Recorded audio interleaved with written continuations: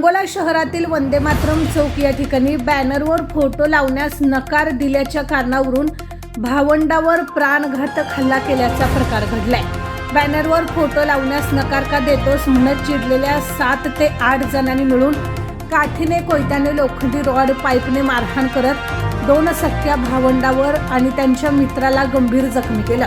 सदरची घटना ही 14 मार्च रोजी दुपारी 2:30 वाजण्याच्या सुमारास घडली।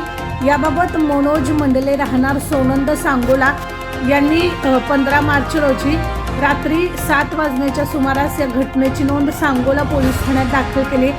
याबाबत अधिक माहिती अशी की मनोज हा आठवड्याभरापूर्वी न्यू इंग्लिश स्कूल सांगोला येथे थांबला होता आणि त्यावेळी दोघे त्याच्याजवळ येऊन तो आमच्या जीवावर जगतो, तुला मस्ती आली आहे, आमच्यामुळे तालुकाध्यक्ष झाला आहे, तू बॅनरवर फोटो लावण्यास नकार का दिला, तुला सोडणार नाही असे म्हणाला।